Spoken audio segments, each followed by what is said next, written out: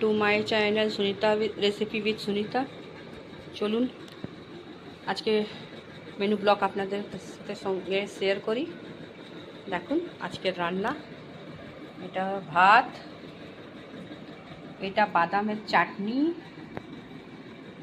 এটা কাঁকরোলা ভাজা, এটা পটল ভাজা। এই পটল ভাজা একটু নতুন স্টাইলে এটাকে কেটেছি। পটল ভাজা, শসা,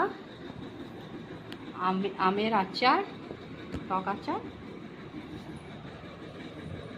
এটা মিষ্টি আম আর ডাল, আর এটা হচ্ছে কচুর তরকারি, সর্ষে ধনে জিরে আর রসুন দিয়ে বাটা দিয়ে কচুর তরকারি, আর এটা হচ্ছে কুঁদরি ভাজা।